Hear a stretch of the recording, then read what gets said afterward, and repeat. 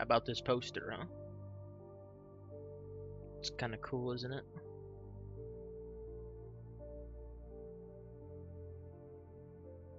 Okay.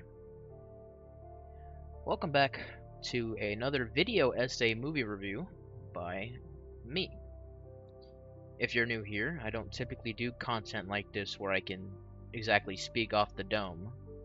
So for cases like this, I wrote myself a script that I can read aloud that will help get the thoughts I had on this new film that I watched. Today's movie is the new Final Destination Bloodlines, which genuinely comes to me as a shock. Being one of the best of the franchise and comes as a new breath of life, if ever expanded upon, for this franchise. Because, you know, the franchise is pretty old now, and there hasn't been a new movie in quite some time. But this was a nice change of pace. But there's only so much you could do for a franchise like Final Destination that can really deviate it from being a Final Destination movie.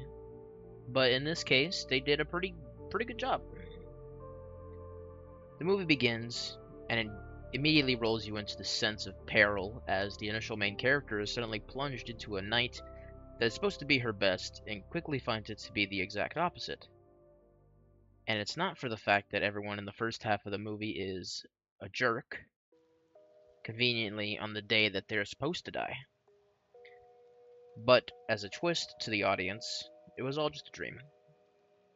But it's actually much more complicated than that, and I'll get into that in just a moment. Right atop the bat, I could say that the directing and the casting choices for this movie were really good. For the unfortunate short screen time we have for each of the characters anyway, they're all very cohesive with one another, and I very much enjoy each and every performance as a whole. As far as I recall, the Final Destination franchise has always been simple and straightforward.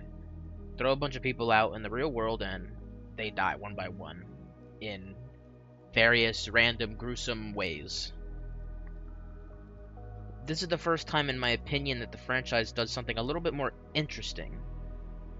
The idea of Bloodlines has been approached many times in various horror films. More recently in the film The Monkey, a movie that I feel was actually very underrated. And I liked the use of horror and comedy together, but it worked pretty dang good.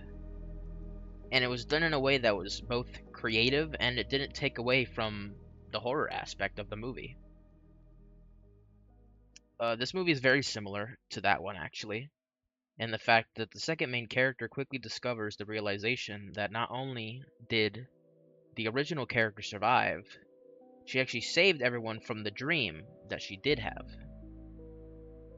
But then you start to realize that over time, those people were still being taken out one by one, leading up to the previous main character of this film, leading into, you know, the movie of which you watch. Bloodlines scattered across different families, causing death that seems inescapable, is an extremely simple concept. But the fact that they added so much more to that idea, where there's actually stakes, no pun intended, but there's actually stakes between these characters, because you know it's more familial.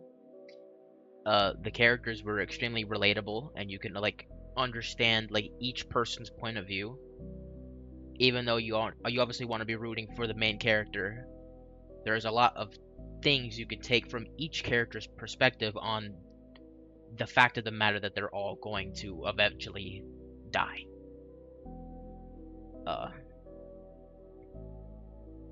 But, you know, aside from that, as you could tell from any other movie in the franchise, this movie isn't without its extremely agonizing to watch, brutally gruesome on-screen deaths. And you get a lot of creative ones, actually. There's just pretty good ones in this film, along with, you know, there's only so much you can do when it comes to someone dying. but they have very unique ones that they have in this film, along with some, average ones. But they sprinkle it in, so you kind of like think that it can't get worse, but then it gets worse. And then like the payoff is really good. Um yeah. I typically don't get squeamish when it comes to movies like this, but this is the first time in a while where I really felt like, god damn, I was not mentally equipped for this. This movie is not for the faint of heart. I think my bets are on the fact that I watched it in like pseudo IMAX, where the speakers were slamming every killing blow into my ear, and really just driving in the fact that just happened. The kills and deaths were something that had me clenching my seat and grabbing at the air, because it was almost painful knowing that something was gonna happen, and then it just plays you on like a record until it finally happens.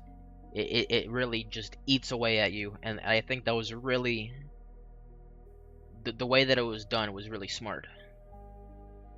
I mean, obviously, this is nothing new for the franchise, but I feel like it was just done exceptionally well in this film. Uh,